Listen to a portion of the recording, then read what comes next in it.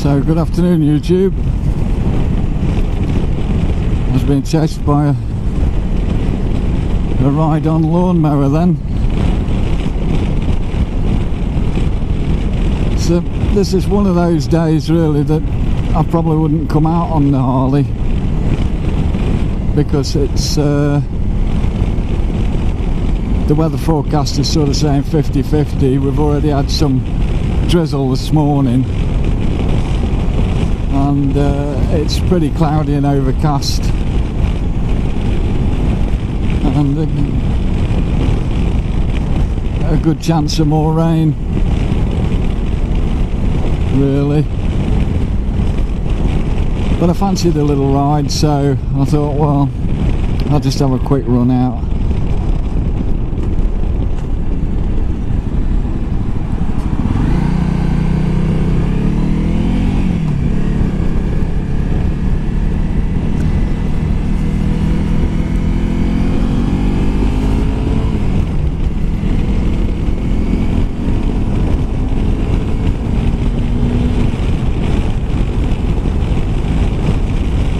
It's a bit blowy today, a bit windy.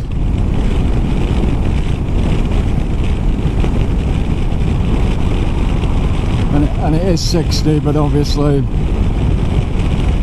everybody wants to go a bit faster than that, even though they've stuck a load of speed cameras down here. I don't think these are really used anymore.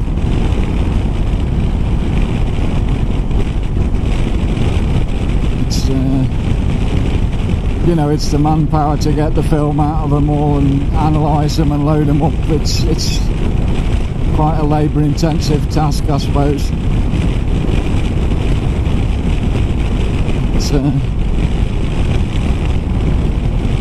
They didn't seem to realise that when they were sticking them everywhere.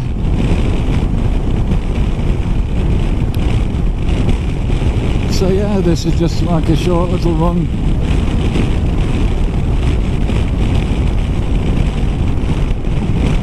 One chap was saying in the comments that these knobby tyres can walk a bit, you know, at high speed cornering and heavy braking, and maybe that's what I had a little bit of the other day when it didn't feel like it was stopping, you know, because I mean the tyres are still new. They've done what, 81 miles.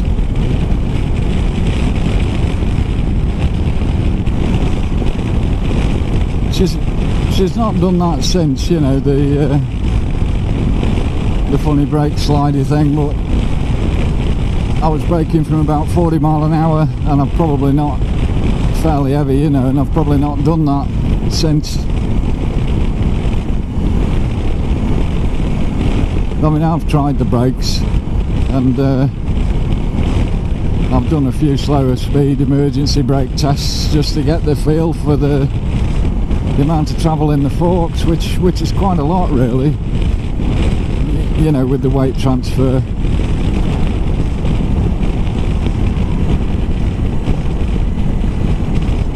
I probably shouldn't try and go for the overtake up here, because you probably won't do it yet till the engine's loosened up a bit. I'm probably going to be a bit short of top end speed.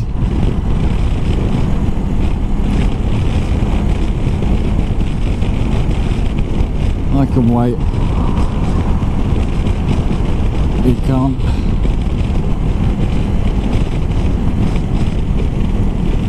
I mean, when I ran the Harley, and you know, I kept it to I think it was 3,500 revs as what the book recommended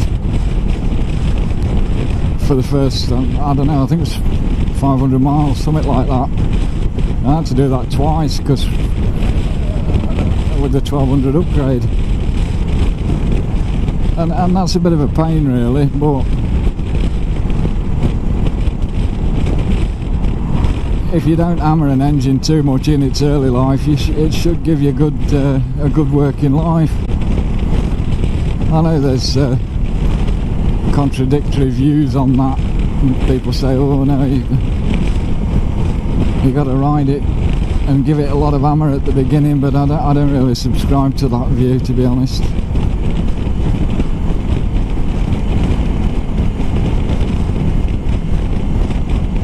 Just take it steady, and when she's loosened up, she'll let you know, really.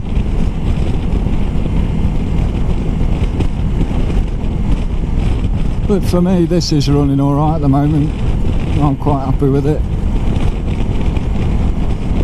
And this is a ride I probably wouldn't have had today because of the, you know, 50-50 weather prediction, and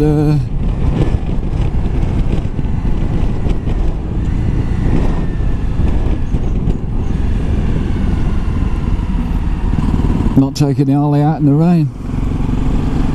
So what I'm hoping is that I get quite a lot more rides in that I wouldn't have done otherwise, and they don't have to be the fastest, really.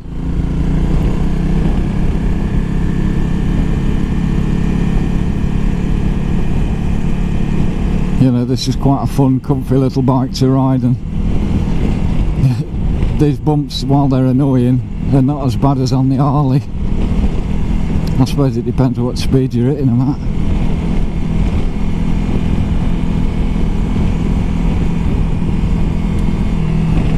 Good, he's going that way.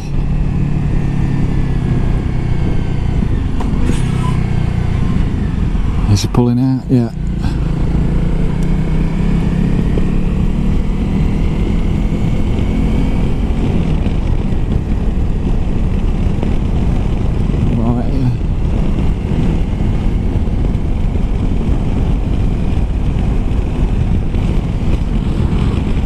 Quite a few houses up there, haven't they now?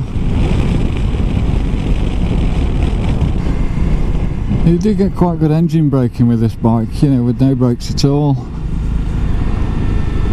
If you're in the right gear, that is, yeah. Because it's a single cylinder 250, you know, so. It's one of the things I noticed when I first rode it. And that's quite handy for, you know, setting bends.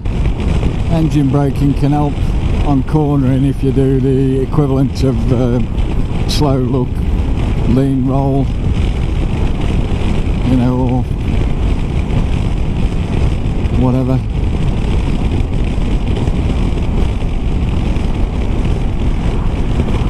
Because you just wind off a bit of throttle and it sets you for the bend by scrubbing a little bit of speed off with the engine brake.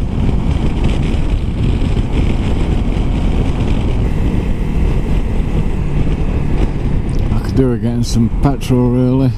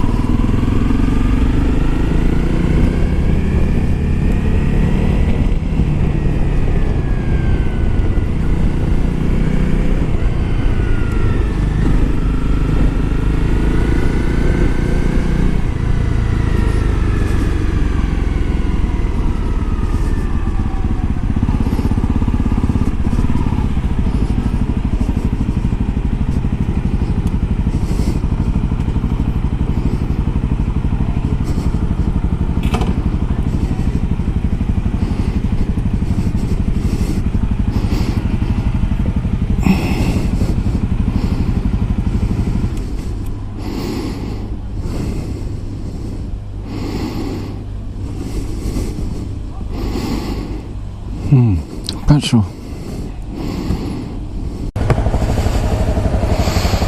Got everything, I think so.